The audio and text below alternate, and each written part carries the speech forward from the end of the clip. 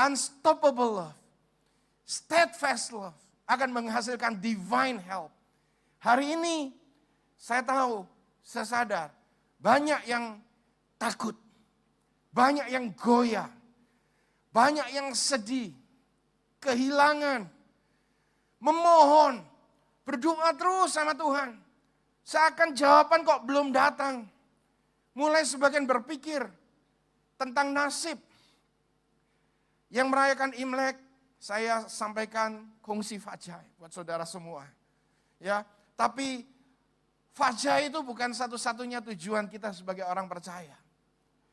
Tapi keselamatan di dalam Tuhan itu adalah harta yang sebenarnya. Saudara, mereka percaya tahun ini adalah tahun sapi. Kalau sudah susah ditambah tahun sapi, lebih susah lagi.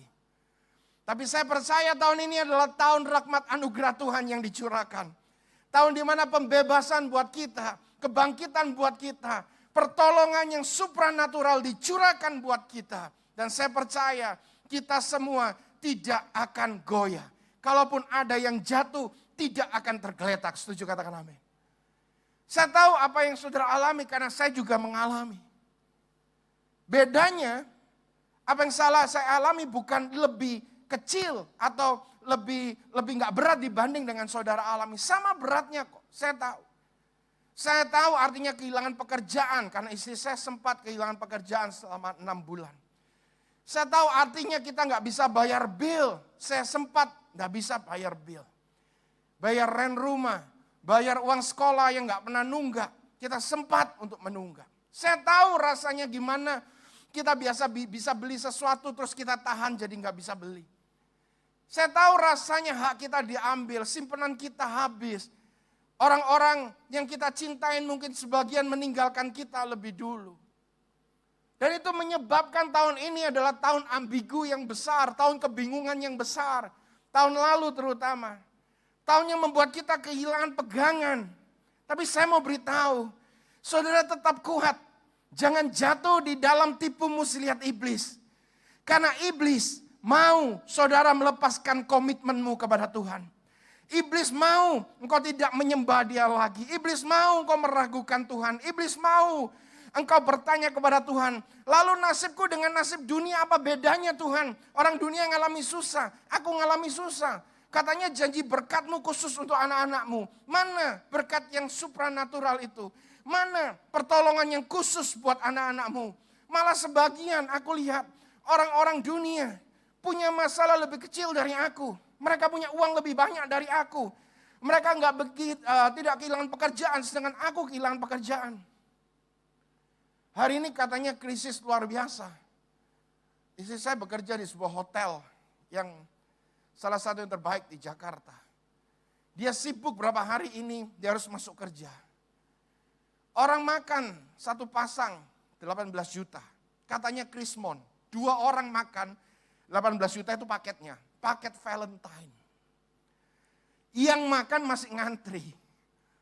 Saya mikir Tuhan, aku ini bukan cuman anakmu loh Tuhan. Aku ini hambamu loh Tuhan. Melayanimu loh Tuhan. Uang segitu banyak orang bisa spend. Kita saja uang gak berlimpah-limpah seperti itu. Kok bisa? Tuhan ingatkan saya kepada orang yang bernama Ayub. Lihat bagaimana aku mempromosikan Ayub. Lihat hambaku Ayub. Tidak ada orang di muka bumi yang sesaleh Ayub. Dia tidak bercacat, dia tidak berdosa. Dia orang yang tahu mempersembahkan korban buat aku. Jarang Tuhan mempromosikan seseorang seperti dia mempromosikan Ayub. Lalu apa maksudnya Tuhan? Dia bicara dengan saya. Dia ingatkan saya. Kalau Ayub yang begitu standarnya jauh lebih tinggi dari rata-rata orang Kristen termasuk kamu. Bisa mengalami masalah yang begitu besar, apalagi kamu. Kadang kita mengukur segala sesuatunya melalui ukuran daging, melalui ukuran dunia, melalui banyaknya uang, adanya pekerjaan, karir, pelayanan, dan seterusnya. Kita bandingkan diri kita dengan orang lain. Kita bandingkan seakan-akan diri kita ini lebih baik dari mereka. Tapi kenapa kok mereka hidupnya lebih nyaman dari kita? Tuhan mau ngomong, kalau kamu bandingkan dirimu seakan-akan lebih baik dari dia, lebih baik mana dirimu dengan Ayub? Kalau Ayub aku bisa uji, kenapa aku tidak bisa uji dirimu? Setan datang kepada Ayub. Setan datang kepada Tuhan. Tuhan, hai. Tuhan tanya, dari mana kamu? Keliling dunia Tuhan, ngancurin hidup orang-orang. Tapi bosen, gampang ngancurin yang lain. Tuhan tawarkan Ayub. Ini lihat Ayub. Orang yang tidak bercacat. Dengan kata lain Tuhan sodorkan Ayub kepada setan. Bukan berarti Tuhan menjerumuskan Ayub. Tapi Tuhan percaya Ayub bukan hanya survive. Tapi Ayub thrive. Ayub akan berhasil. Ayub akan memuliakan Tuhan. Ayub akan mengalahkan tipu muslihat setan. Ayub hidupnya akan dipulihkan. Ayub akan menjadi kesaksian hingga hari ini. Dia bisa diberitakan sebagai kesaksian orang percaya. Ini hambaku Ayub. Coba aja dia. Tahu setan jawab apa? Mana bisa aku coba dia? Orang kamu pagerin dia kuat. Kok tahu lu kalau gua pagerin? Gak ada sih itu ngomongan itu di kitab Ayub, gak ada. Tapi kurang lebih ya. Kurang lebih kalau saya baca. Kok setan bisa tahu ya kalau Ayub dipagerin? Saya nangkap sampai sini.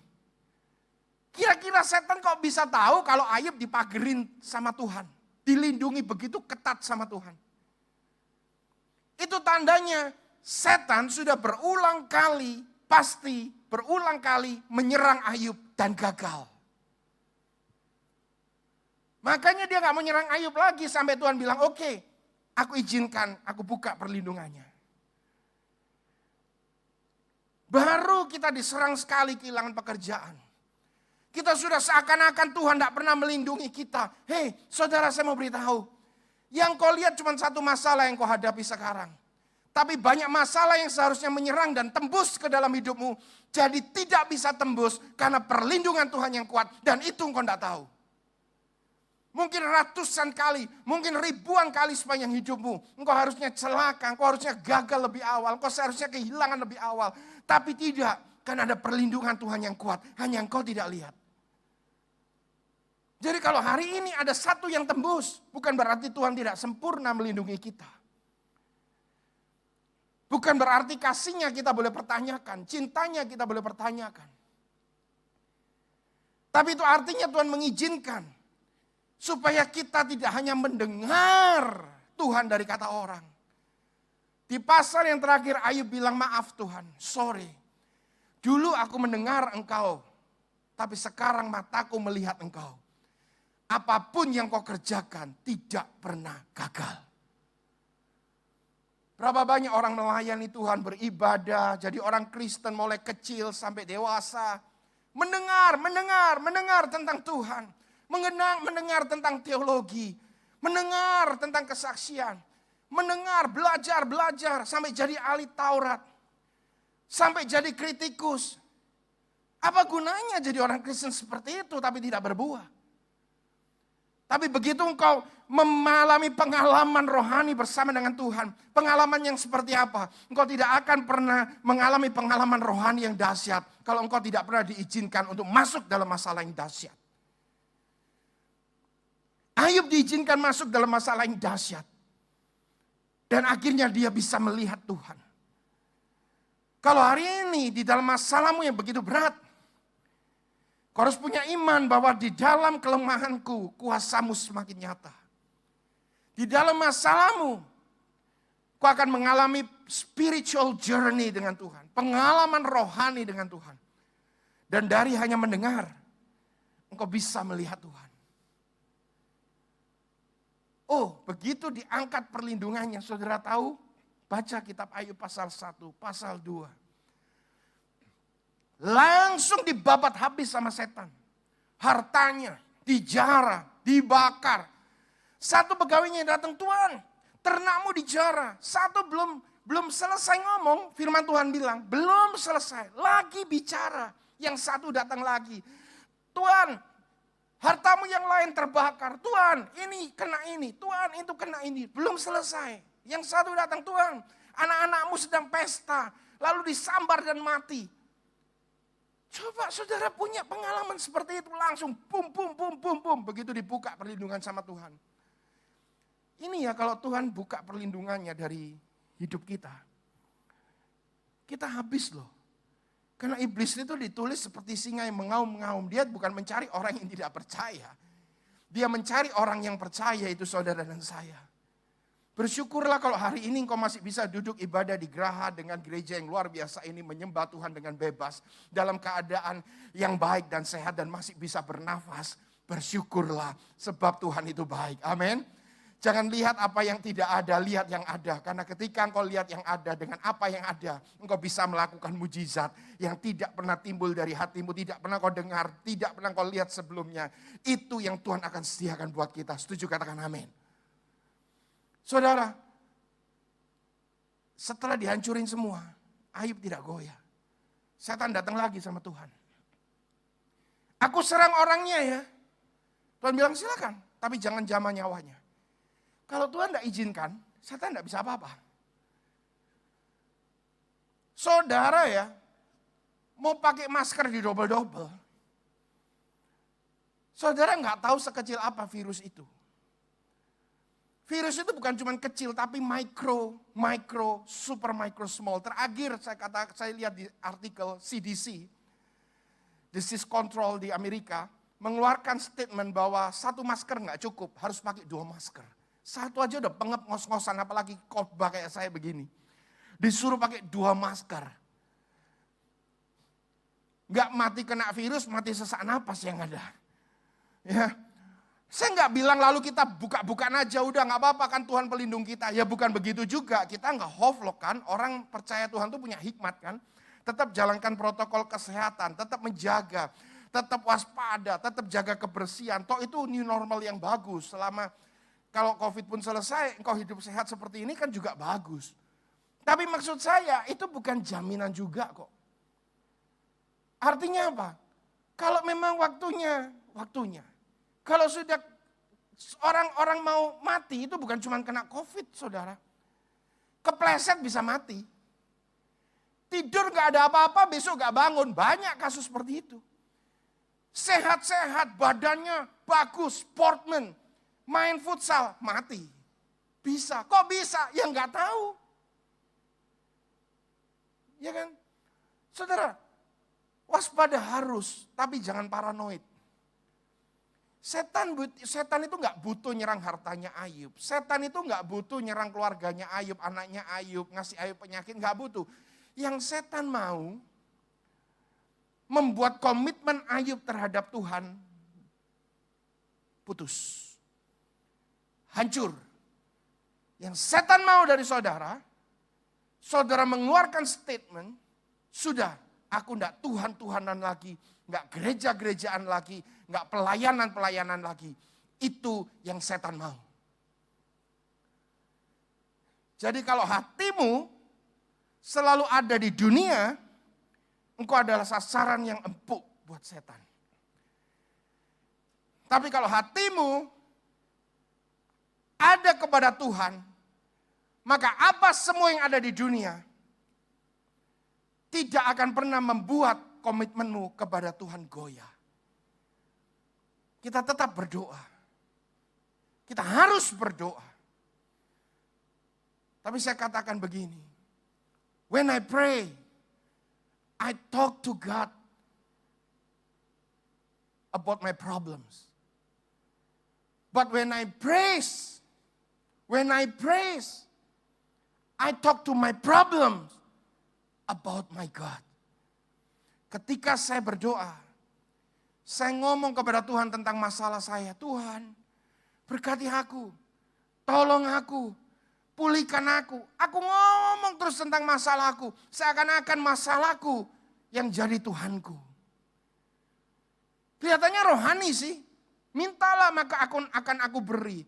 Carilah maka aku akan mendapat. Ketuklah pintu akan kubukakan. Minta, doa terus. Anak saya loh, kalau tiap hari minta aja jengkel saya. Kamu masa nggak tahu sih sama bapakmu? Kamu nggak minta juga bapakmu kasih kok. Bapakmu ini sayang banget sama kamu. Kamu butuh apa sebelum kamu tahu, Daddy sudah tahu. Sebelum kamu minta, Daddy udah siapin. Cuman kadang kalau kamu minta itu gemesin aja, Daddy seneng kamu minta. Tapi kalau kamu minta terus-terusan, dari gemesin jadi jengkelin. So, I change the concept. Bukan hanya berdoa meminta. Saya ganti untuk memuji Tuhan. Saya nggak bisa nyanyi kayak teman-teman yang nyanyi tadi dahsyat. Saya kalau nyanyi dibantu Spotify, pakai lirik. Tapi pun kalau tidak, saya nyanyi ngasal. Tuhan nggak lihat lirik dan nada suara saya. Tapi yang Tuhan lihat adalah hati saya. Sekalipun mungkin yang saya gumamkan jinglenya film atau jinglenya iklan, Tuhan nggak peduli. Yang penting dari hati saya itu sesungguhnya adalah memuji Tuhan. Saudara tahu ketika saya memuji Tuhan, saya nggak ngomong tentang masalah saya. Tapi justru sebaliknya, saya ngomong kepada masalah saya. Hai masalah, Tuhanku besar. Tuhanku lebih besar dari kamu. Kalau Tuhanku yang aku percaya lebih besar, jadi kamu jadi kecil. Kalau kamu jadi kecil, kamu tidak akan tahan lama. Orang yang percaya kepada Tuhan akan tahan lama. Masalah tidak akan tahan lama. Tapi orang yang mengandalkan Tuhan akan selalu tahan sampai selama-lamanya. Setuju, katakan amin. Mari kita beri kemuliaan buat Tuhan kita. Saudara, Mazmur 136 ayat yang pertama. Saya akan bacakan. Bersyukurlah kepada Yahweh. Sebab dia baik. Bahwasanya untuk selama-lamanya. Untuk selama-lamanya. His love endures forever. Bahwasanya untuk selama-lamanya kasih setianya. Unstoppable love. The Message Bible katakan. Thank God. He deserves your thanks. His love never quits. Cintanya gak pernah menyerah. Cintanya gak pernah quits. He never quits on me. He never quits on you. He never quits on us. Your spouses maybe quit on you. Pasanganmu, suamimu, istrimu mungkin bisa menyerah.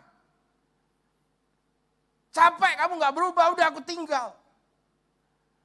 Anak-anakmu mungkin bisa menyerah. Papa gak berubah-berubah, jengkelin, ya udah deh. Orang tua mungkin bahkan bisa menyerah kepada anaknya. Bandel banget ya kamu ya. Sudahlah sekali ini tangkap polisi, udah biar tangkap polisi, biar kapok. Tuhan gak gitu. Anak yang durhaka minta hartanya sebelum mati. Bapaknya diminta, dibuat foya-foya. Dihabiskan, melarat. Masuk ke kandang babi. Papanya gak pernah ngomong sama saudaranya yang sulung di rumah itu, lihat tuh. Saudaramu kapok kan? Jangan ditiru, itu anak durhaka. Gak pernah. Bible gak mencatat itu. Tapi Bible mencatat, bapaknya terus melihat dari kejauhan, mana anakku yang terhilang. Kapan dia kembali, terus berharap. Suatu saat anak yang durhaka ini balik. Anak yang terhilang ini kembali. Papanya very excited. Papanya gak siapin, gua mau ngomong apa ya nanti ya. Gua ungkit semua daftar kesalahannya. Saya akan ngomong sama dia, saya kuliahin sama dia biar dia kapok. Enggak, papanya berpikir kandang babi sudah cukup buat dia. Aku tidak akan menghakimi dia lagi. Aku tidak akan mengungkit kesalahannya lagi. Yang lalu sudah berlalu, tapi yang baru sudah datang. Aku akan sambut dia seperti anak yang mati yang dibangkitkan kembali. Dia siapkan jubah, dia siapkan kasut. Dia siapkan cincin. Because his love is never quit. Cintanya gak pernah menyerah. Kesalahanmu, masa lalumu. Apapun yang pernah kau katakan kepada Tuhan. Hal yang buruk tentang dia. Hal yang buruk tentang gereja. Perlakuanmu yang tidak senonoh dan semuanya. Kau bisa bawa kepada Tuhan. Just say, I am sorry Lord. Ampuni aku Tuhan. Aku gak sungguh-sungguh waktu itu ngomong. Ampuni aku lalai. He never condemned. Dia gak pernah menghakimi saudara. Dia akan terima saudara with open arms. Dengan tangan yang terbuka. Dia akan peluk engkau. Dengan bangga. Sudah tahu kenapa dia bisa punya agape dan kita nggak bisa punya agape. Banyak orang mengajarkan, kita harus punya kasih agape. For me, myself is nonsense kalau orang punya kasih agape. Selama manusia itu hidup di dalam daging, kita nggak akan pernah ngerti benar-benar apa itu agape. Agape adalah kasih yang tidak berdasarkan daging. Kasih yang tidak berdasarkan pamrih. Suami istri mengatakan tulus banget cintaku. Tetap saudara, tetap masih berdasarkan daging. Coba aja, kalau kau punya pasangan romantis banget, cinta banget. Colek-colek matanya, pasti ngamuk. Coba kalau engkau tadinya sayang banget, cinta banget. Terus menikah buat jengkel dia terus, pasti bosan. Saudara mau ngomong setulus apapun cinta manusia dengan manusia lain, pasti ada timbal baliknya. Karena itu daging. Tapi cintanya Tuhan kepada manusia itu tidak berdasarkan daging. That's why saya bilang unstoppable love, cinta yang tidak bisa diberhentikan, yang tidak bisa digantikan, yang tidak bisa menyerah. Karena dasar daripada cintanya Tuhan adalah roh, bukan daging. Dia nggak lihat semua yang nampak. Tapi yang dia lihat, saudara, sebagai biji dan matanya. Sebagai bagian dari DNA-nya. Sebagai ciptaan yang paling mulia yang dia pernah ciptakan. Kasihnya sejak perjanjian lama sudah dinyatakan. Sampai Tuhan Yesus datang. Tuhan gak pernah menyerah untuk mencoba menyelamatkan manusia. Kalau kita lihat dalam perjanjian lama seakan-akan Tuhan struggle. Tuhan terus berusaha menyelamatkan manusia. Dia kirim Nuh. Dia kirim Abraham. Dia kirim Musa. Dia kirim nabi-nabi yang lain. Dia kirim Yunus, dia kirim Yeremia, dia kirim Yesaya, dia kirim nabi yang untuk memperingatkan, dia kirim nabi untuk menegur, dia kirim nabi untuk membebaskan, dia kirim nabi yang lain. Semuanya gagal. Dia marah, dia hukum. Dia beri belas kasihan, dia hukum. Dia beri belas kasihan, dia hukum. Segala cara sampai seakan-akan kalau saudara renungkan perjanjian lama, kayaknya, sepertinya Tuhan tuh frustasi. Ngadepin manusia. Kenapa? Bukan karena Tuhan gak bisa kontrol kita, Tuhan membatasi dirinya untuk tidak mengontrol kita. Karena kita adalah ciptaan yang paling sempurna, yang segambar dan serupa dengan Dia. Dan kita diberikan kehendak bebas. Dan kehendak bebas itu yang memberikan kita kemampuan untuk memilih secara leluasa. Mau cinta Tuhan atau mau tidak. Mau ikut Tuhan atau mau tidak. Mau komitmen atau mau berhenti sampai di sini. Itu kita nggak bisa dikontrol. Masa Tuhan nggak bisa kontrol? Bisa kalau dia mau. Ada buktinya, dia bisa kontrol hatinya Fir'aun. Dia bisa keraskan hatinya Fir'aun. Tapi asik nggak sih kontrol hatinya orang untuk nyintain dia? Kayak saudara menghipnotis seorang pria atau seorang wanita, suruh dia mencintai saudara. Nggak asik banget kan begitu kan? Kalau mau mencintai, ya mencintai secara sadar. Saudara sampai sini. Maka itu dalam perjanjian lama, Tuhan terus berusaha, gagal. Bukan Tuhannya yang gagal, tapi manusianya yang gagal. Manusia gagal untuk hidup sesuai dengan standarnya Elohim. Tuhan bilang, come on, bisa lah, masa gak bisa? Ayo coba, ayo. Aku cuma kasih 10 perintah loh. Gak 100, gak 12, 10. Masa 10 aja lu gak bisa taat? Cuma 10 bisa lah, gak bisa, tetap gagal. Karena semua gagal Tuhan tahu bahwa manusia gak mungkin berhasil. Kalau Tuhan cintanya terbatas, dia stop sampai perjanjian lama. Dia habisin kiamat selesai. Tapi karena cintanya kepada manusia itu begitu dalam, panjang, dan tidak pernah dapat dihentikan. Akhirnya dia mengambil satu keputusan yang drastis. Kalau dengan usaha manusia dia gagal, sekarang dengan usahaku manusia tidak akan gagal. Aku yang akan menggantikan mereka, memikul salib sampai ke Golgota. Aku yang akan menanggung takut dan siksaan. Aku yang akan disalib dan mati. Dan aku yang akan bangkit di hari ketiga. Karena anugerah dan darahku tercurah buat mereka. Sehingga bukan karena perbuatanmu engkau diselamatkan. Tapi karena anugerah dan kebesaran kasih Tuhan, engkau semua diselamatkan sekali untuk selama-lamanya. Kalau Tuhan yang menyelamatkan, engkau tidak bisa gagal. Setuju, katakan amin. Ayo beri kemuliaan yang paling meriah buat Tuhan kita. Bukti apa lagi? Dia sudah berusaha. Nyawanya pun dia beri buat kita. Satu great exchange, satu beautiful exchange, satu pertukaran yang begitu indah.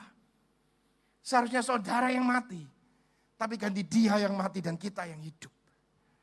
Saya nggak akan perpanjang karena waktu habis. Tapi saya ingin saudara mengerti, bahwa saat engkau berdoa dia mendengar kok. Kelihatannya dia diam tapi dia nggak diam. Israel berdoa, Tuhan liberate us, bebaskan kita, bebaskan kami Tuhan. Seakan-akan Tuhan gak jawab bangsa Israel, Tuhan di Mesir kami disiksa. Seakan-akan Tuhan diam. Menurut saudara Tuhan diam gak? Enggak. Dia bekerja, tapi dia gak ngomong sama bangsa Israel. Dia mempersiapkan seorang yang bernama Musa 80 tahun yang sebelumnya. Dia sudah siapkan. Pada saat Musa masih seorang anak yang bayi, dia hanyutkan ke Mesir, diambil, diadopsi oleh putri Firaun, dibesarkan di istana Firaun. Sampai 40 tahun Musa begitu paham tentang Mesir, paham tentang budaya Mesir, paham tentang semua yang ada di dalam. Sampai akhirnya Musa yang belum terbentuk ini, akhirnya songong, dia membunuh dan dia melakukan kesalahan, dan dia lari. Dalam pelarian, dibentuk lagi sama Tuhan, dipersiapkan lagi sama Tuhan 40 tahun lagi. Tuhan membentuk Musa untuk membebaskan bangsa Israel. Bangsa Israel berdoa, seakan-akan Tuhan tidak dengar. Tapi sebenarnya Tuhan sedang membentuk Musa. Tapi Musa sendiri yang dibentuk oleh Tuhan, dipersiapkan menjadi pemimpin. Musa sendiri nggak tahu kalau dia bakalan jadi pemimpin yang membebaskan bangsa Israel. Ketika Tuhan panggil Musa, Musa kemari. Aku mau kamu membebaskan Israel. Siapa Tuhan? Aku. Mana mungkin? Aku gak bisa, aku gak mampu. Justru karena kamu gak mampu. Aku pilih kamu supaya kamu mengandalkan aku. Karena kalau dengan kemampuanmu kamu gak akan pernah bisa membebaskan Israel. Tapi dengan kemampuanku kamu bisa membebaskan Israel. Terus nanti kalau Israel tanya siapa yang mengutus aku? Katakan yang mengutus kamu adalah aku. Aku siapa? Aku adalah aku. Dan aku adalah Yahweh. Musa datang melepaskan bangsa Israel. Di ayat yang terakhir saya mau baca Exodus 14 ayat 21. Lalu Musa mengulurkan tangannya ke atas laut. Dia tidak bawa apa-apa, dia cuma bawa tongkat. Tongkat cukup. Kau gak punya apa-apa. Apa yang ada pada tanganmu cukup. Membuat laut itu berbalik kembali oleh angin timur yang keras sepanjang malam. Dan membuat laut itu menjadi tanah yang kering. Dan airnya terbelah. Yang menarik di sini bukan hanya airnya terbelah. Tapi tanahnya dibuat kering sama Tuhan. Gak usah kering pun Israel pasti nyebrang. Bisa. Kenapa dibuat kering? Kering. Very dry. Dry out. Kering. Kenapa? Tuhan mau ketika Israel dilepaskan dari perbudakan, tidak lagi ada bekas kakinya, bekas jejaknya dari hidup yang lama, mental budak, mental dijajah, mental yang kalah, mental penyembah berhala, mental pendosa, mental orang-orang tertawan, semuanya harus ditinggal di Mesir. Kalau Tuhan membebaskan, kamu akan dibebaskan sebersih-bersihnya, yang lalu dia akan hapus sebersih-bersihnya. Dan yang baru dia sediakan. Dan Israel keluar. Saya mau ingatkan kita, kau berdoa, saya berdoa. Gak selalu kita dengar Tuhan menyatakan jawabannya secara langsung. Tapi saya mau pastikan Tuhan tidak diam. Engkau tidak mengerti, jelas, karena sudut pandang kita dengan sudut pandang dia berbeda. Di mana kita duduk menentukan cara pandang kita. Dan cara pandang kita menentukan respon kita. Saudara duduk di sana, saudara melihat saya. Tapi saudara yang ada duduk di sana, saudara tidak tahu apa yang ada di balik speaker ini. Saudara, apa yang ada di balik speaker ini hanya saya yang bisa lihat. Ada berapa colokan kabel hanya saya yang bisa lihat. Karena posisi saya dengan posisi saudara berbeda. Kalau saudara mau tahu apa yang ada di sini, saudara nggak boleh duduk di situ. Saudara harus datang ke tempat saya, melihat. Dari saya melihat, cara saya melihat, saudara akan lihat. Kau boleh melihat ada gunung di depanmu. Tapi Tuhan melihat apa yang ada di balik gunung. Kau bisa melihat pekerjaanmu yang hilang. Kesehatan orang-orang yang kau kasih terganggu. Kerugian yang besar. Kekecewaan yang luar biasa. Itu yang kau lihat. Tapi Tuhan melihat ada pertolongan yang besar. Di hari-hari yang akan datang, yang tiba indah pada waktunya. Mari kita bangkit berdiri, kita berikan kemuliaan yang meriah buat Tuhan kita. Kita percaya dia Tuhan yang baik. Amin. Ayo semangat saudara. Ayo semangat. Saya nggak akan ngomong tahun ini akan lebih baik dari tahun lalu. Saya nggak akan ngomong, vaksin sudah keluar. Nanti kita semua udah divaksin. Semuanya beres. Saya nggak pernah ngerasa bahwa kedatangan Tuhan sedekat ini. Saya bukan hamba Tuhan yang tipe akhir zaman. Tipe menerjemahkan akhir zaman. Tipe yang suka menafsir-nafsirkan tentang akhir zaman. Bukan, saya bukan hamba Tuhan seperti itu. Saudara tahu saya nggak pernah ngajar tentang akhir zaman. Tapi saya tahu dan saya percaya Tuhan pasti datang. Saya percaya penuh akhir zaman. Dan saya nggak pernah merasa akhir zaman itu sedekat ini. Karena tanda-tanda sudah begitu nyata. Sehingga hari ini pertempuran antara kerajaan surga dan kerajaan gelap itu pada puncaknya. Surga ingin mengambil sebanyak-banyaknya jiwa. Trust me, follow me. I'm a good God. Aku adalah Yesus yang baik. Kerajaan kegelapan menarik. Jangan percaya. Tidak ada buktinya. Itu orang-orang gereja itu religious freak. Orang-orang fanatik. Tapi orang-orang fanatik ini. Kalau engkau masuk ke dalam hadirat Tuhan. Engkau bisa melihat apa yang Tuhan lihat. Oh ternyata Tuhan melihat ini. Hari ini ayo masuk hadirat Tuhan. Sehingga engkau bisa memandang apa yang Tuhan pandang. Kalau itu yang terjadi, engkau tidak akan takut. Orang dunia akan pikir engkau orang-orang yang kurang waras, orang-orang yang halusinasi. Tapi kita tidak sedang berhalusinasi. Di dalam kehilangan kita tetap bisa memuji Tuhan. Di dalam badai kita tetap bisa mengangkat tangan. Di dalam kekurangan kita masih setia melayani Tuhan. Di dalam masalah yang terberat sekalipun kita masih bisa membantu orang lain. Dan orang-orang dunia akan melihat siapa mereka. Simple, mereka adalah anak-anak Yesus yang baik. Amin. Dan itu adalah saudara dan saya. Dan itu yang membuat value kita sebagai anak Tuhan. Nilai kita sebagai anak Tuhan. Bukan hanya label Kristen. Hari ini semua orang label Kristen banyak. Tapi mereka kompromi dengan dunia, kompromi dengan dosa, kompromi dengan semua, dengan alasan-alasan yang mulai dibelokkan. Saudara lihat sekarang dunia, semuanya dibelokkan, semuanya dibengkokkan. Oh enggak apa-apa, kita harus menerima. Ya kita menerima. Gereja enggak boleh menutup diri terhadap orang berdosa. Semua harus diterima. Mau kaum LGBT, mau kaum yang enggak benar, penjudi, pendosa, semua welcome di dalam gereja. Karena gereja bukan klub orang kudus. Gereja adalah tempat orang berdosa yang bisa mengenal Tuhan. Tapi izinkan saya ngomong dari mimbar. Yang namanya dosa tetap dosa. Jangan kau anggap dosa tidak perlu bertobat. Karena kamu sudah menerima anugerah. Justru karena kamu sudah menerima anugerah. Kalau kamu tahu itu dosa, kamu harus bertobat. Karena ini adalah akhir zaman. Dan akhir zaman penyesatan sedang luar biasa. Di Amerika hari ini sudah pada puncaknya. Setelah pemilihan umum, puncak daripada kekacauan iman dan nilai-nilai kekristenan. Dan yang Indonesia jangan tiru-tiru. Ayo kita tunduk kepala. Terima kasih Tuhan, Kau baik. Firman-Mu kami terima. Kebenaran-Mu kami terima. Kami tidak selalu harus mengerti. Tapi hari ini kami memutuskan untuk percaya.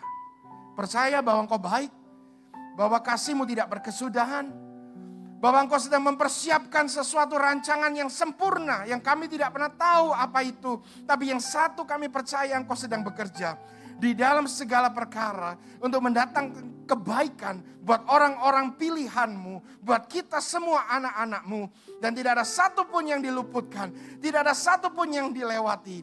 Air mata-Mu ditampung oleh Tuhan. Kekecewaanmu dipahami oleh Tuhan. Jeritanmu tidak pernah diabaikan oleh Tuhan. Kehilanganmu akan diperhitungkan oleh Tuhan. Tetap percaya Dia adalah Tuhan yang baik. Jangan patah semangat. Jangan undur. Kalau engkau datang kemari, engkau sudah dalam keadaan yang benar-benar mau menyerah. Hari ini saya mau katakan jangan menyerah. Sebab engkau akan lihat pemulihan Sion.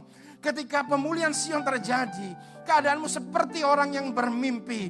Apa yang lalu, yang hancur, yang rusak, yang diambil. Tidak bisa dibandingkan dengan kemuliaan yang akan datang. Terima semuanya di dalam nama Tuhan Yesus. Mari yang percaya katakan amin. Mari kita berdoa untuk memberikan yang terbaik. Terima kasih Tuhan, bersyukur kepadamu untuk malam hari ini. Tiba saatnya kami akan memberikan yang terbaik untuk kemuliaan nama-Mu. Kami memberi dengan penuh sukacita di dalam nama Tuhan Yesus. Haleluya. Amin. Mari kita nyanyi dengan sukacita malam hari ini, saudara. Terima kasih Yesus. Telah berkesudahan dalam hidup kita. Haleluya.